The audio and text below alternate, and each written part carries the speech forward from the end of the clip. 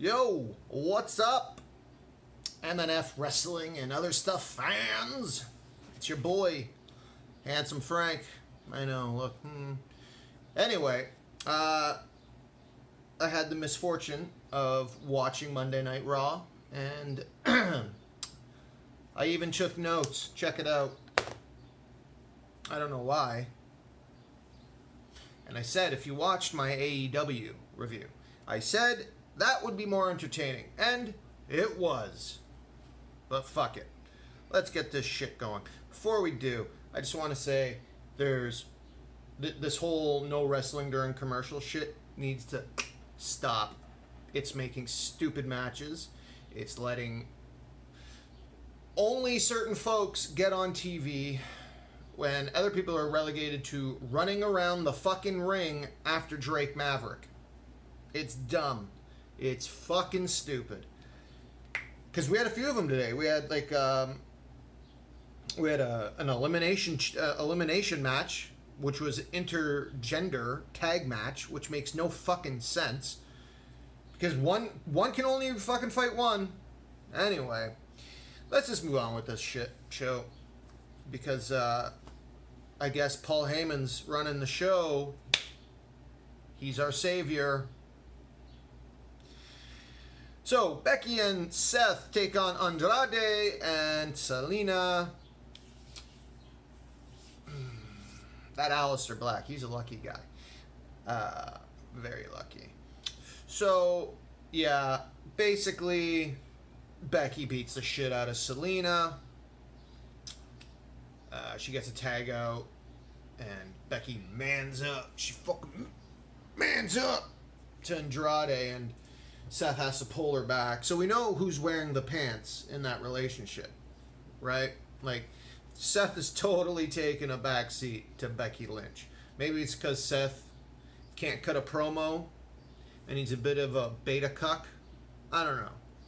But, yeah. Anyway. And this match goes this way. Becky beats the shit out of Selena Vega. Vega gets out. There's a bit of a match between those two, Seth and Andrade. Then the two broads get back in. Becky beats the shit out of Selena Vega again, gives her a Bexploder. I'm sure Seth Rollins loves it. He's probably like, yeah, explode all over me, babe. That was a little raunch. That's what goes through my head, though. He's also a lucky bastard. So, fuck you, Seth. Fuck you for so many reasons, but fuck you especially for this. So, yeah, Becky beats her. Big fucking deal. And we go to commercial, and we come back, and then the second part of the elimination match starts. And, oh, who's at ringside? Who could it be? It's Lacey. Everyone's favorite, no one. Lacey Evans sitting at ringside. So Becky obviously has to go beat a bitch blonde's ass, right? So she goes, but her cucked out boyfriend grabs her and holds her back. It's like, stay back.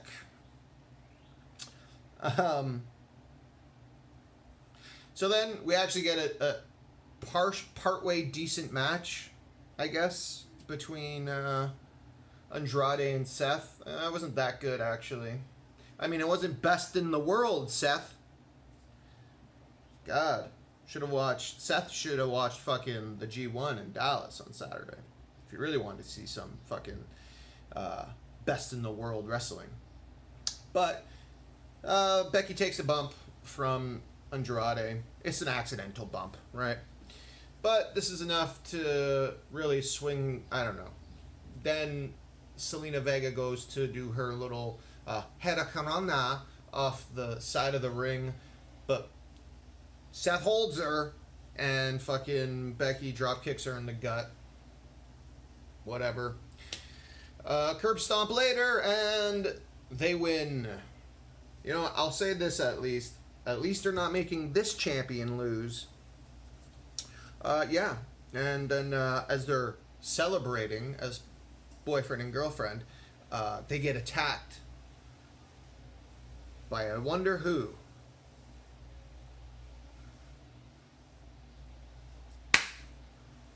Oh no, Baron Corbin and Lacey Evans. You got it.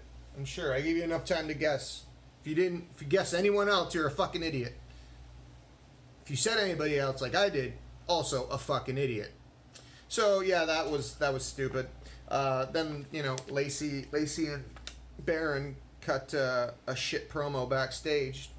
And they nasty. We're manipulating them. We're not manipulating them. We're the new power couple. Shut the fuck up. No one likes you guys. Honestly. Especially Baron Corbin. How is this guy in the main event? How? I was always under the assumption that Vince McMahon had a certain type of boy he liked. Long hair, usually blonde, or greasy. And those were the boys he really got behind. You know what I mean? But this motherfucker, he's the complete opposite. He's bald. Really can't wrestle. I mean, he can wrestle, but he's not great. He's not even good. He's mediocre. You're mediocre, Baron. And then there's Heyman. It's Heyman's show now, but he's not letting on that it's his show. But he talks about Brock Lesnar. What else is he going to talk about? I feel like he talks about Brock Lesnar in his sleep and like in the shower and when he's taking a shit on the toilet. Oh, this is for you, Brock. Oh, I just had an idea. That was such good shit. Oh. As you can tell, the show kind of frustrates me, but that's okay. Let's continue on. Yeah, he talks about Brock may or may not cash in. I really wasn't quite clear on it.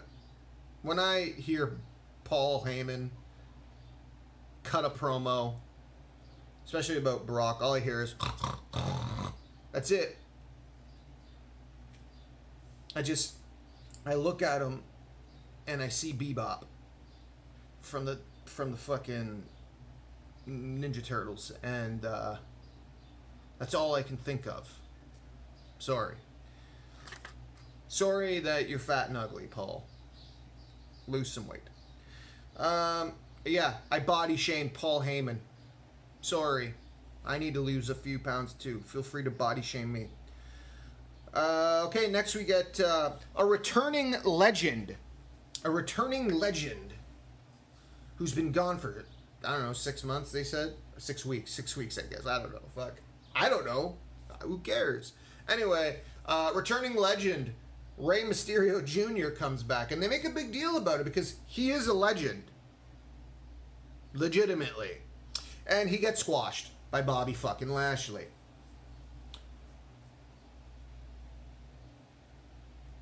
What was Rey thinking would happen when he signed this contract to come in back? It's like he was having great matches outside of WWE, and there was options, where he could have maintained, he wouldn't have made as much money, but he also wouldn't have been fucking working as much, but he would have maintained that legend status. Now he's just a fucking bum. He's a bum. And not in a good way. Not like in a Mickey way from Rocky to try to, motivate Rock. He's not a bum. You're a bum, Ray. It's not that. It's just you're a bum. Fucking whatever. All right. So then we get another special match. A best 2 out of 3 falls 6-man tag, and I don't remember, but I think the champions in this case was given a jobber entrance.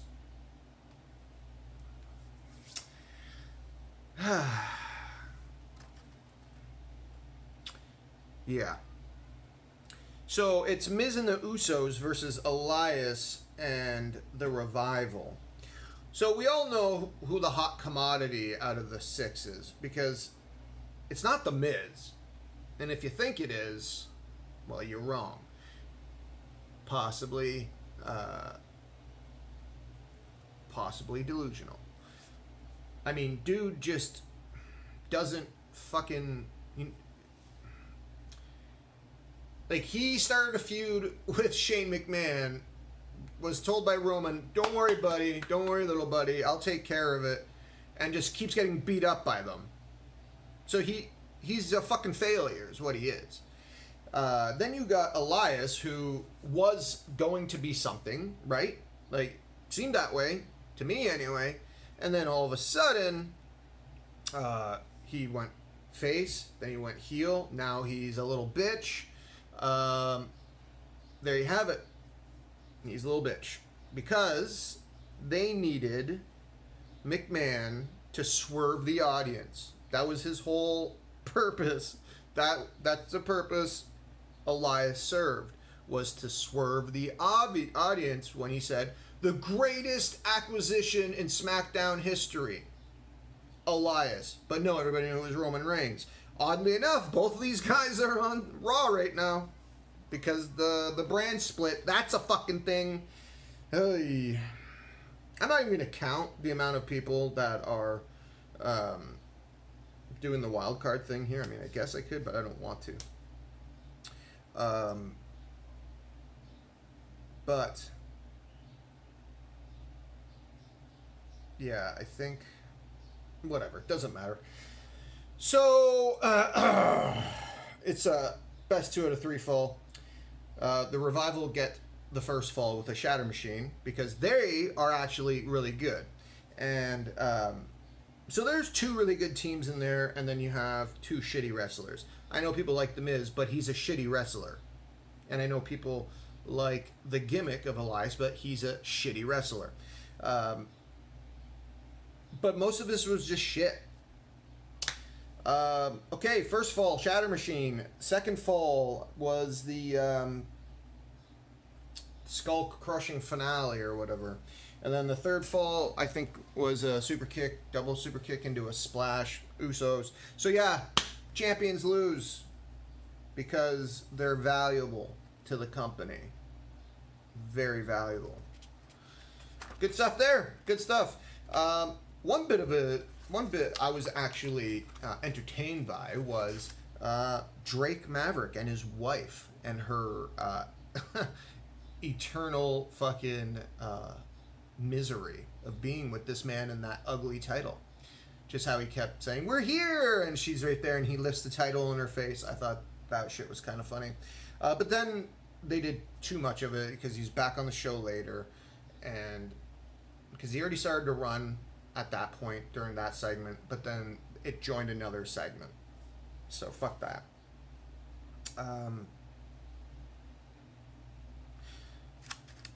Hold on. Did I get fucking...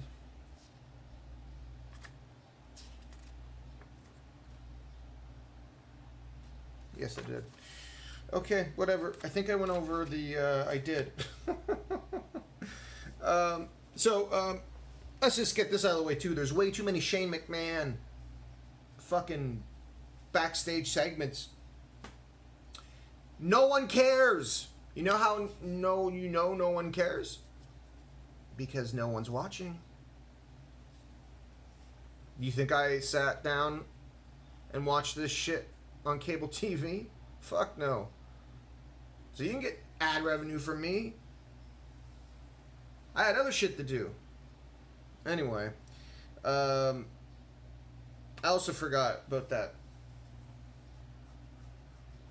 Bobby Lashley shit. So Bobby Lashley crushes Rey Mysterio.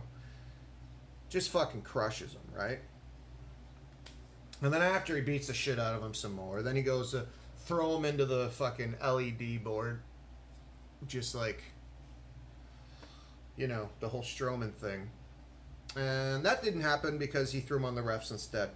So, yay. Yay for Rey being a legend. And he's a legend. Fuck, that annoys me. Alright, well, whatever.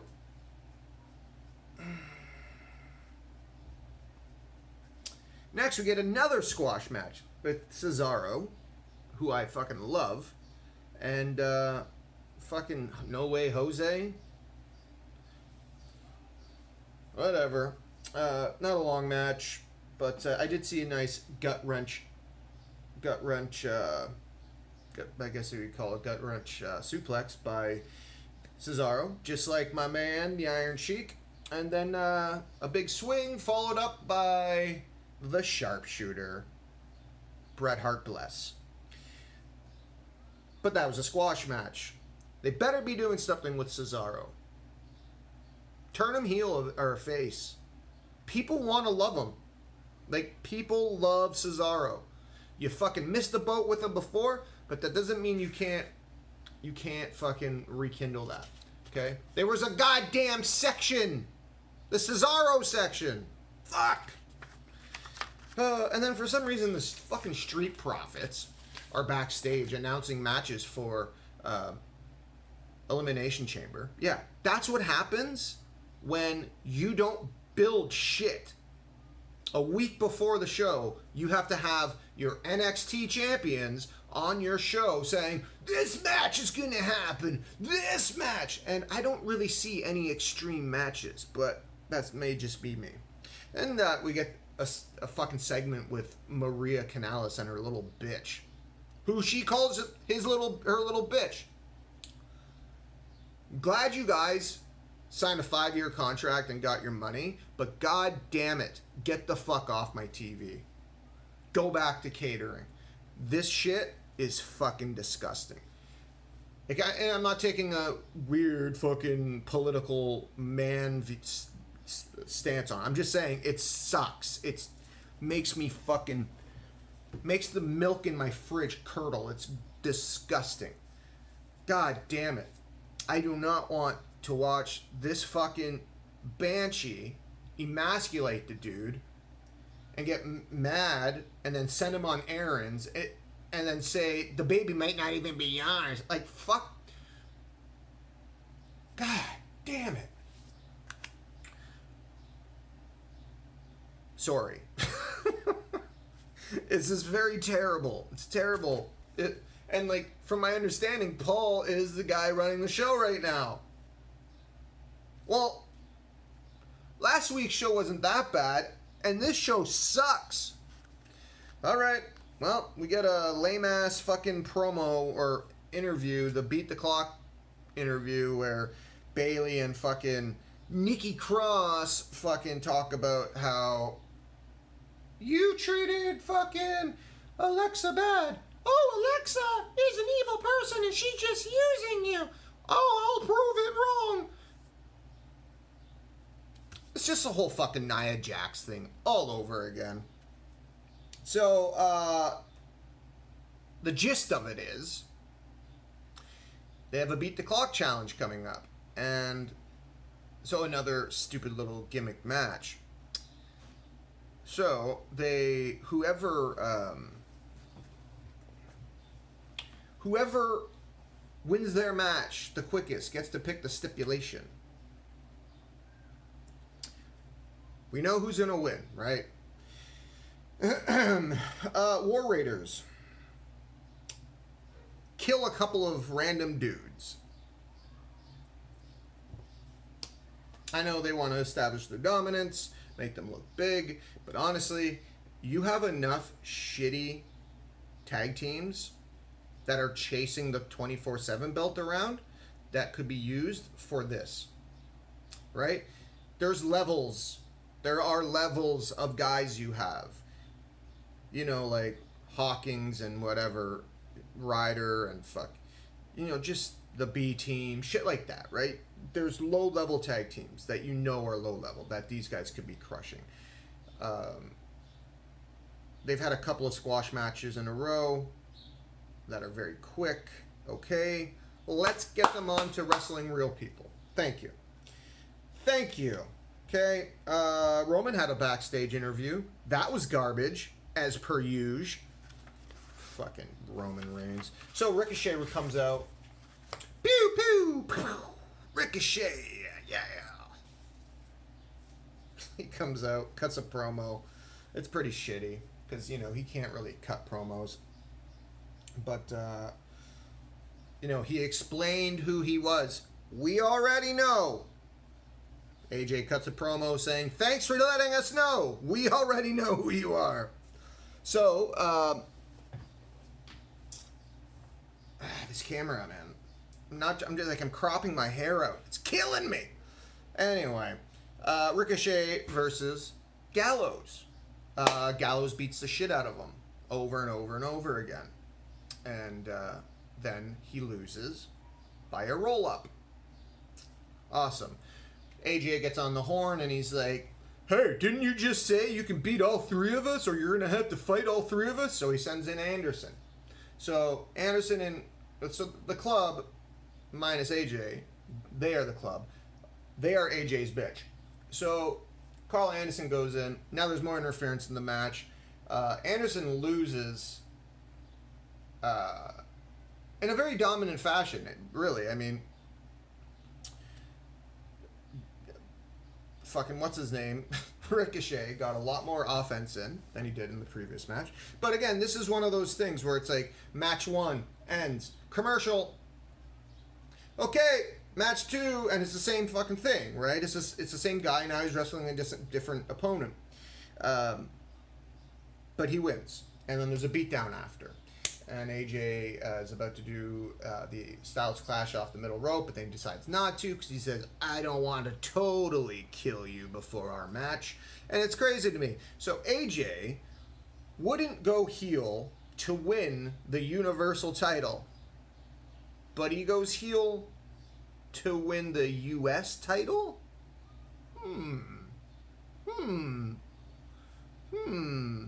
Stupid. It's like they weren't even thinking, right? They weren't thinking about the Seth versus AJ match at all. And then they get to this point and they're like, we should have done that. We'll just do it now for the U.S. belt. We'll try to make the U.S. belt mean something. Well, it hasn't meant something for a very long time. So good luck with that. I hope you succeed because we need more meaningful belts. Also, the club. Good job signing your new contracts just to get jobbed out. I mean, you're not even wrestling in the tag team division at this point. You're just a couple of lackeys. So, good job. Good on you.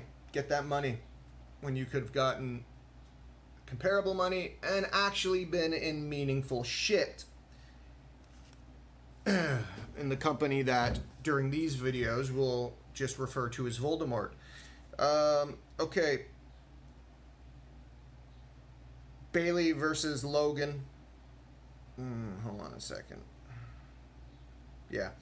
So first, this is the Beat the Clock challenge. So this is another the gimmick match as well, because there's been a bunch of gimmick matches on this, just for commercials. That's all they're for, right? Everyone knows this by now. So this one was Bayley versus Logan. She wins at 4 minutes and 32 seconds.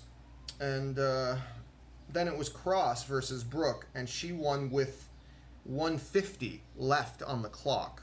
So I didn't subtract it because I don't care. I just don't care enough about it. So she calls her in, and she's like, I wish we had old Nikki Cross. She'd be like, Bayley, come play, Bayley. It's gonna be a 2-on-1 handicap, Bayley. That's what we should have got, but we got this fucking subdued version. So it's gonna be a 2-on-1 handicap match. That is where you're gonna see fucking the breakdown, or the first signs of the breakdown, right? Because Nikki Cross is going to have an opportunity to win that title, and Alexa, being the selfish fucking hose beast that she is going to stop that from happening, right? And then Bayley's somehow going to win. And they're also teasing Sasha's going to come back. She's like, well, why don't you get a friend, Bayley? So they're teasing that Bayley can, or that Sasha will come back. So, whatever. I still think what I just said is going to happen, right? That Alexa is going to show her true colors to Cross. That's somehow going to lead to Bayley getting the win, and maybe Sasha shows up. Maybe she doesn't. Who knows? Then we get another backstage interviews, because there's been a ton of backstage shit.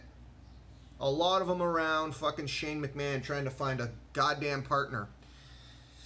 Whew. God damn. Damn, son. So Seth and Becky are interviewed. I forget by whom. I don't care. And they're asked a question. Do you think your relationship is going to get in the way of you winning? Seth doesn't say fuck all. Becky cuts a promo, walks away, and Seth goes, yeah, what she said. Further cementing that Seth Rollins is a pussy-whipped little fucking cuckboy. And he's the best in the world. Fuck. You're not even the best in your bedroom. Fucking loser. Alright. So, main event time! Who's in the main event, I wonder? Shane McMahon and Roman Reigns. And a garbage man that turns out to be Cedric Alexander. And there's also Drew McIntyre, who should be his own man, who should be probably winning championships and an actual threat instead of a fucking lackey. But here we are. This is the world we live in. Some call it clown world. I would agree with those people. So, look, obviously this garbage man comes out and he's wearing a lucha mask and he's flying around. He's looking great. Awesome. And but he eats a Claymore kick and Shane pins him and they win. But then Roman Superman punches fucking Drew out of the ring, and they're up the ring. And so even though Roman lost, he wins, and then fucking fuckboy takes off his mask, and everyone's getting a laugh, except the people that won for some reason. The people that are mad the most here are not the people that lost the match, but the people that won the match. Makes a lot of sense. So, in closing, we had a shitload of gimmick matches because of this commercial bullshit. Paul Heyman is running the show exactly like McMahon was running the show. So it's either he's not running the show yet, or he doesn't have as much power as everybody hopes he has.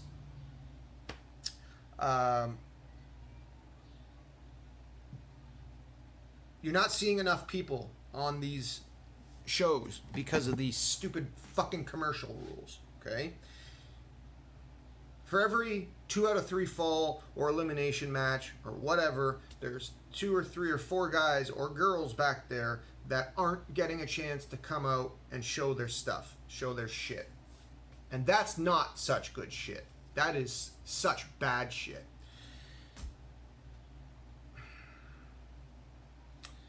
And for the people in attendance to just match is happening and then there's a fall and they just have to sit there waiting. Fuck them, man. It's fucking stupid. So, as you can tell, this episode of Raw pissed me off. I don't know what to tell you guys. Look, I know wrestling. I know why I love wrestling, because I get reminded of it